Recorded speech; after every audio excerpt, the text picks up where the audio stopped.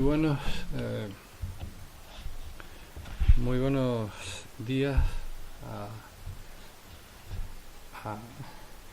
a todos ustedes. En primer lugar quiero decirles que he decidido celebrar esta pequeña comparecencia en el Centro de la Cultura Popular, porque a lo largo de muchos años el centro, y en particular su emisora Radio San Borondón, ha sido un bastión rebelde, un bastión inexpugnable en la lucha por la buena administración del dinero público y, en definitiva, en la lucha contra la corrupción. Me siento, por lo tanto, muy acogido en este salón en el que siempre se me brindó hospitalidad, incluso en aquellos momentos en los que estaba siendo sometido a campañas de denigración, no por haber cometido actos que estaban siendo investigados por su carácter delictivo por los jueces y tribunales, no por eso. Las campañas de acoso, desprestigio, se han desarrollado en contra mía por, a lo largo de los años, haber intentado mantener un compromiso en defensa de la legalidad, en defensa de la calidad de la democracia y, muy en particular, en defensa de la buena administración del dinero público de los ciudadanos de mi municipio, La Laguna, el municipio que me vio nacer y con el que tengo un compromiso que va mucho más allá de la política. Es un compromiso vital. Empiezo esto porque yo también tengo familia, ¿saben? Yo también tengo familia. Tengo hijos, pronto seré abuelo y procedo de una estela de profesionales de la abogacía, del notariado, hasta de la diplomacia, que han dejado una estela de buen hacer, jurídicamente solvente y humanamente honesto, a lo largo de generaciones. Y me he visto durante años sin poder defenderme, porque yo desempeñaba un cargo representativo, pero no tenía poder. El poder, por ejemplo, que sí tuvo en la pasada etapa el presidente Paulino Rivero, cuando fue agredido sistemáticamente desde los editoriales de un periódico, pero él era presidente del gobierno. A mí me ha tocado, a pesar de mi condición de cargo público, siempre en la oposición, tener que aguantar esos ataques sin poder defenderme. Y dentro de los ataques, la censura. La censura de emisoras tan importantes como la cadena SER o como la COPE, donde se me critica, se me descalifica, pero no se me deja defenderme. Y cuando yo veo a Fernando Clavijo, a José Alberto Díaz, hablar de sus familias, créanme, me dan ganas de llorar, porque pretenden también en este terreno instaurar una doble vara de medir. La mejor manera de proteger a uno, a su familia, cuando uno desempeña un cargo público, es actuar honestamente. Y en el Estado de Derecho, honestamente significa de acuerdo con el interés público y de acuerdo con la legalidad. Yo les podría poner sobre la mesa los 52 editoriales que dedicó en contra mía el periódico El Día, en un momento en el que el periódico El Día era una tribuna infinitamente más influyente que lo es actualmente, por haber sido el denunciante del caso de las Teresitas. Fueron 52 editoriales fundamentalmente difundidos en domingo, en día domingo, porque era el día en el que más se leían los periódicos y más daño se podía hacer. Y no se me criticaba por estar involucrado en aquel complot delictivo, sino por haber sido el que impugnó aquel convenio, aquella operación, como secretario general del Partido Socialista, que lo fui en la isla de Tenerife, y luego simplemente como cargo público. Les he convocado hoy, probablemente no me habrán oído hablar en estos términos en toda mi vida. Tengo 65 años, creo que debo ser uno de los últimos, si no el último, de los políticos en activo que fue objeto de encausamiento por el Tribunal de Orden Público del franquismo, cuando yo tenía apenas 20 años y me disponía a iniciar mi 5.º curso de la licenciatura en Derecho. Pero hoy sí tenía que decirlo, porque las cosas que estoy oyendo estos días realmente me resultan de una falta de respeto a la inteligencia de la ciudadanía difícilmente superable. Ayer supimos, se nos dio a conocer un informe de la Fiscalía Anticorrupción de 156 folios que detalla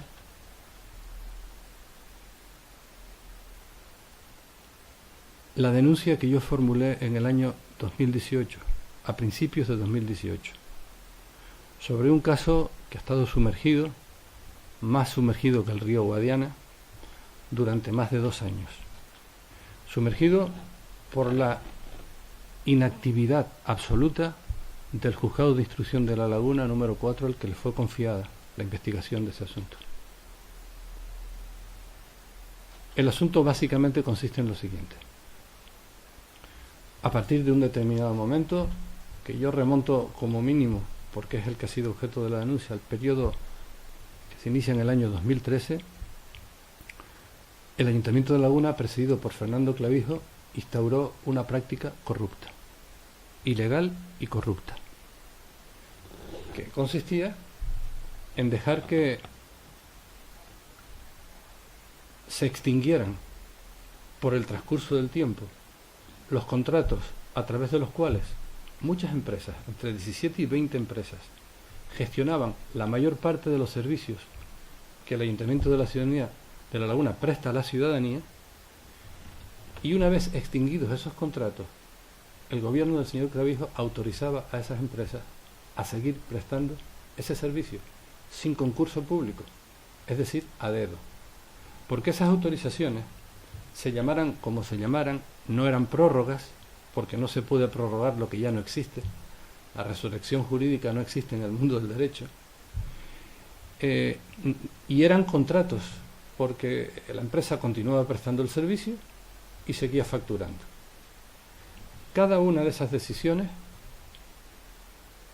antes de ser tomada, tuvo que enfrentarse a los reparos de intervención. Y el reparo de intervención, para que nos entienda todo el mundo, es el acto que un funcionario que debe velar por la legalidad de los acuerdos de las administraciones públicas que pueden tener consecuencias económicas, a través de ese reparo, la intervención general advierte de que lo que van a hacer es ilegal.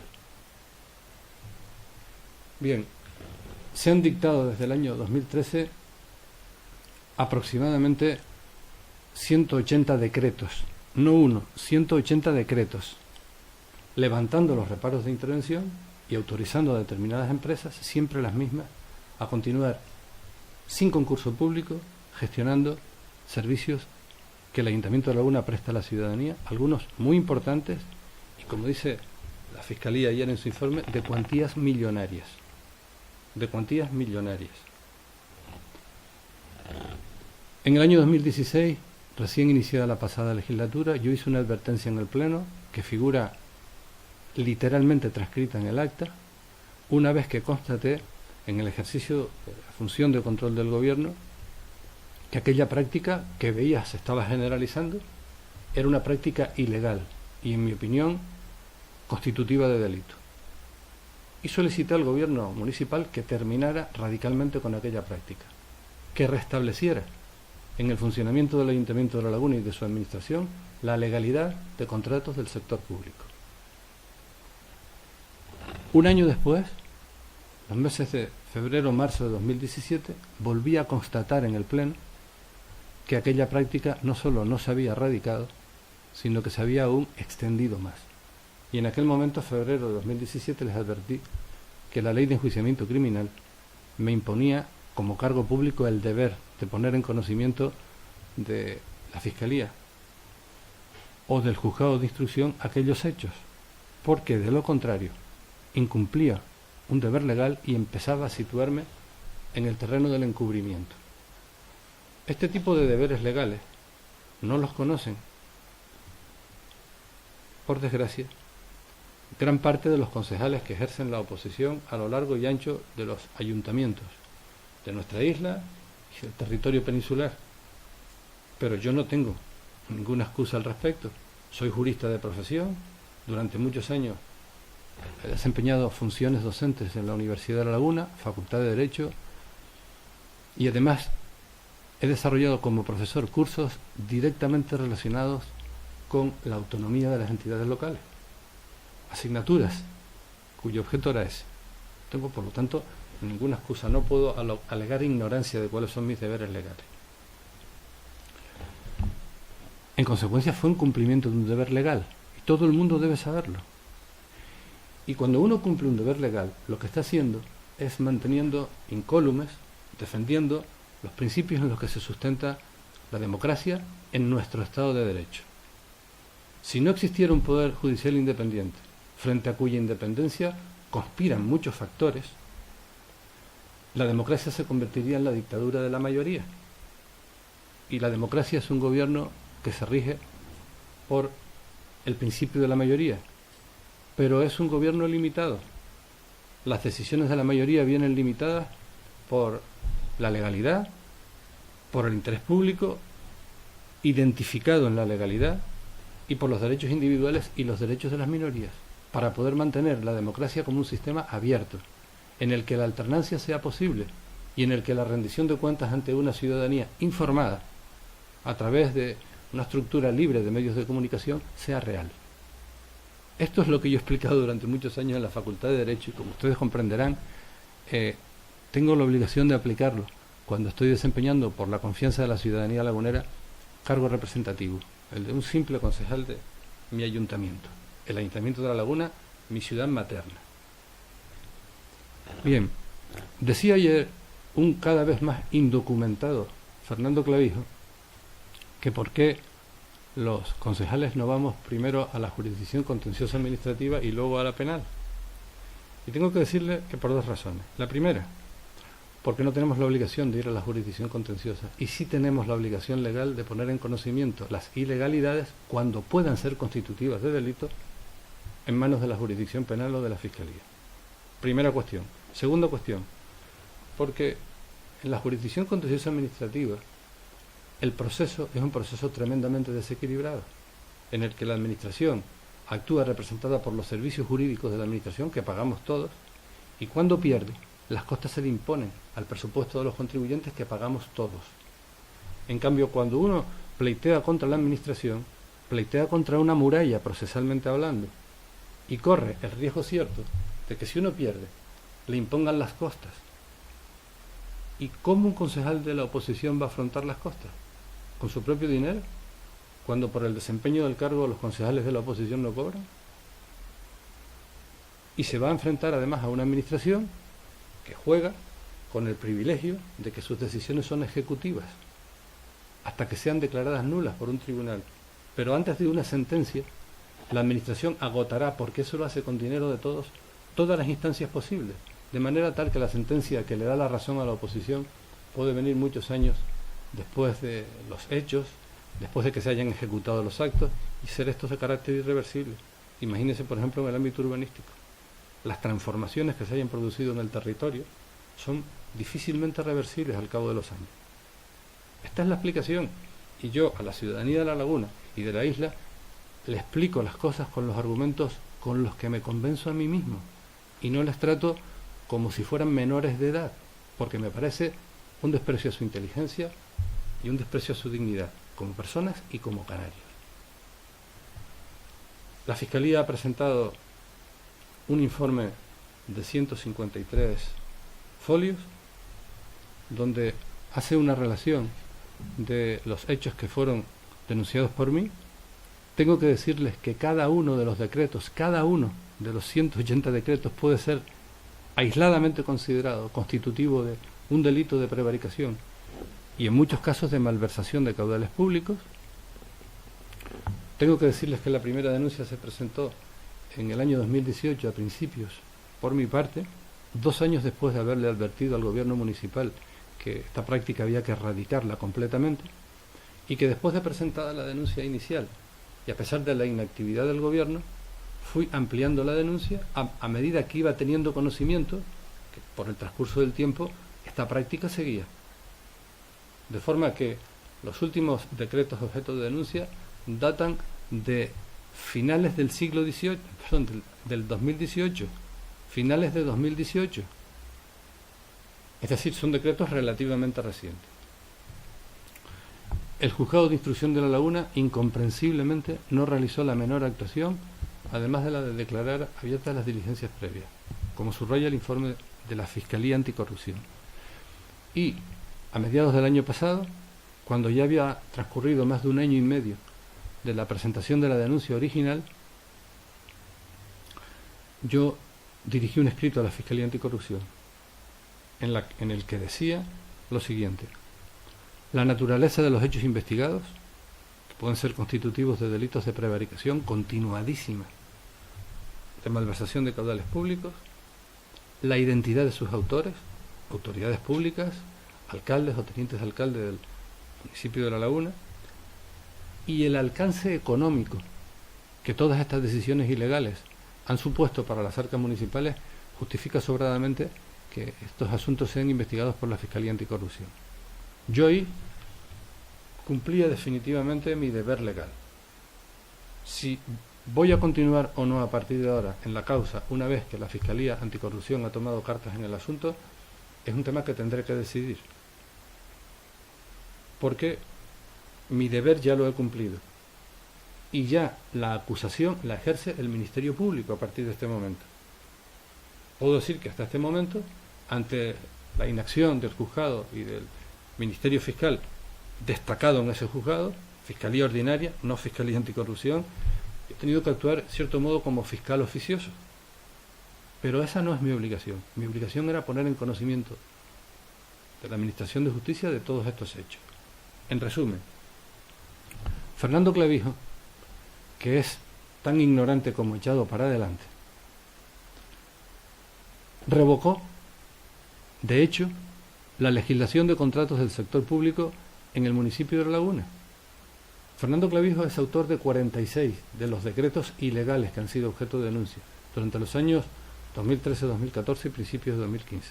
El resto, hasta cerca de 200, son obra fundamentalmente de su sucesor, José Alberto Díaz. Cada uno de los decretos se dictó a pesar de la advertencia de ilegalidad formulada por la intervención.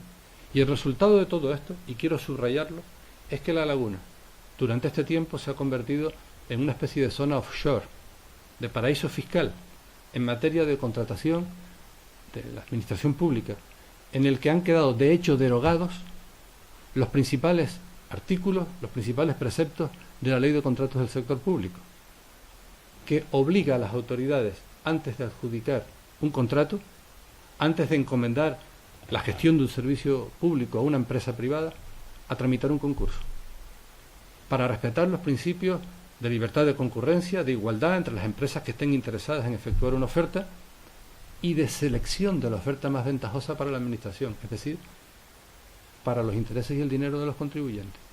Lo que hizo Fernando Clavijo, en palabras de la Fiscalía, y sus sucesores, cerrar el mercado, crear en La Laguna un mercado protegido del que disfrutaban en condiciones de monopolio o oligopolio determinadas empresas.